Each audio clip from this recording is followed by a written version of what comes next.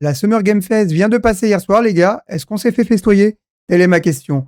Je te mets mon top 5 des jeux les plus attendus pour ma part, en commençant par celui que j'attends le moins. Au plus, assis-toi confortablement. On est parti. Let's go! Et on commence avec mon numéro 5 qui est Crossfire, développé par le studio de That's No Moon qui n'a plus rien à prouver aujourd'hui. Un jeu qui a aussi été fait par certains développeurs d'un certain The Last of Us, des gens de chez Naughty Dog. Donc, à partir de là, on revient sur les bases, les fondamentaux, les gars.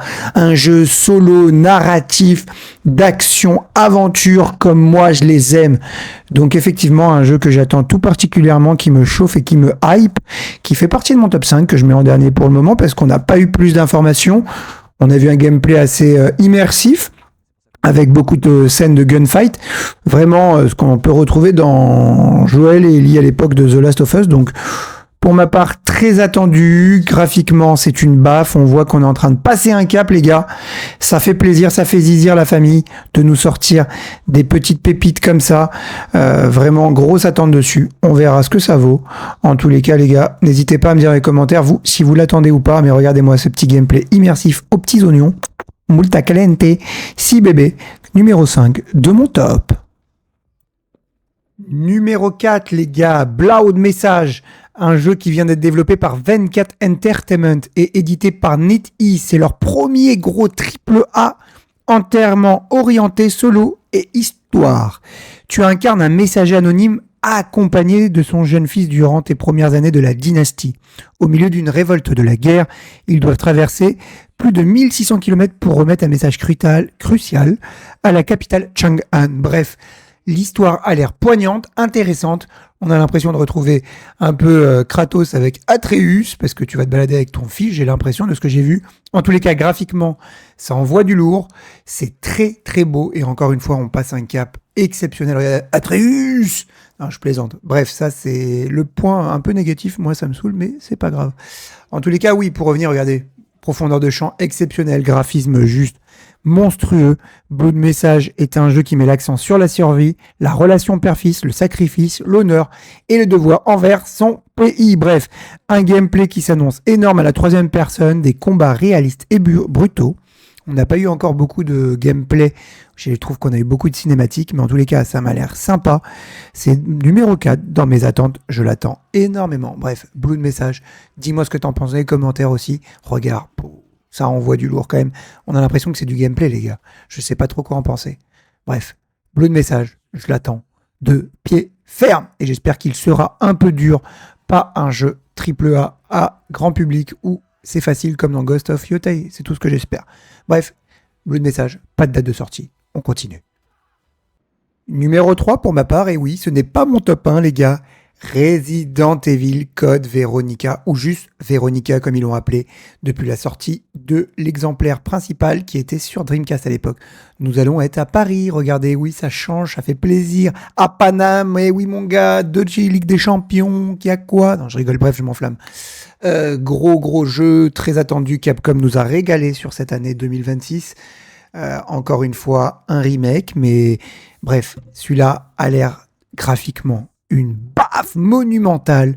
Ça a l'air d'être un jeu d'horreur comme on affectionne. Regardez la petite mamie, elle fait flipper la parisienne, elle est blanche comme un pé de laitier. Et oui, à Paris, nous sommes blancs, j'ai bien fait déménager. J'étais un ancien parisien. Bref, Code Veronica me plaît énormément, mais il n'est pas dans mon top 1. Parce que vous allez voir qui est un chez moi, vous allez être surpris. Bref, regardez l'immersion, ça a l'air de faire flipper.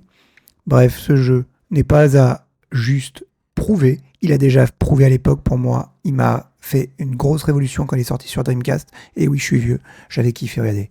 Ça a l'air de faire un peu flipper. Bref, Code Veronica, graphisme exemplaire, très belle DA. Le jeu sera une pépite à ne rien prouver. J'attends Code Veronica dans mon top 3. Et oui, vous l'avez entendu.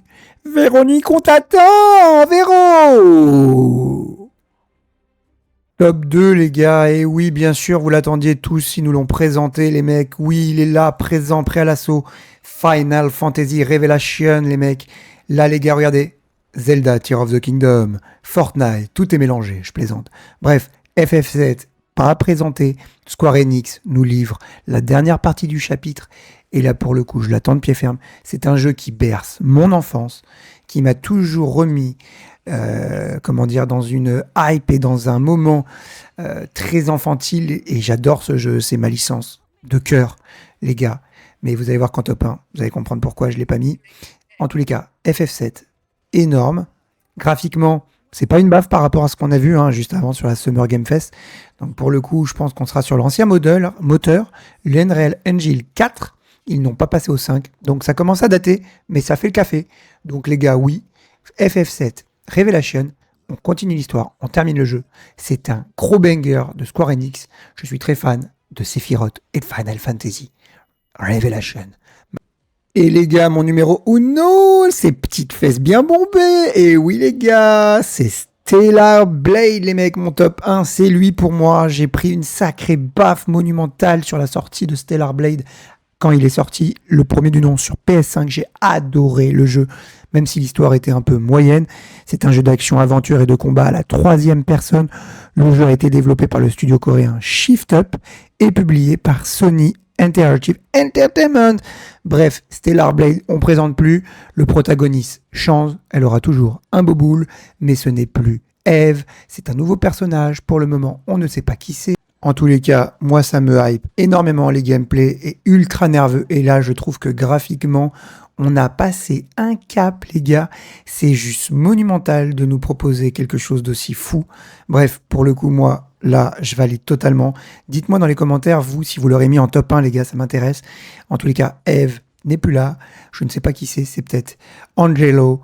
Je n'en sais rien. Mais en tous les cas, ça fait plaisir. Regarde le graphisme, la profondeur de champ. C'est juste monstrueux. Pareil, pas de date de sortie pour le moment. Je pense que ça sera fin d'ère PS5, début PS6. Je pense, c'est mon avis personnel. Et on ne se bat plus avec un sable, c'est du corps à corps. Bref, ça change complètement, ça fait plaisir, ça fait zizir. C'est mon numéro uno, les gars. Et ben voilà les gars, trêve de plaisanterie. Vous avez eu mon top 5 des jeux les plus attendus. Alors attention, j'aurais pu rajouter aussi Alien Isolation ou X ou Tortue Ninja. Bref, il y a aussi 1676 Amsterdam. Je ne les ai pas mis parce que je voulais juste vous faire un top 5 et pas vous casser la tête. Mais il y a eu pas mal d'autres annonces. En tous les cas, ce top 5, il est juste monstrueux. Petit bémol, on n'a aucune date de sortie sur les jeux. C'est dommage. Donc j'imagine qu'il va falloir patienter à 2027. Bref, voilà les mecs, si t'as kiffé, le petit follow, le pouce, n'oublie pas, je suis en live tous les jours de la semaine à partir de 11h. Parce que je suis un chômeur. Pile, c'était Instant Chômeur.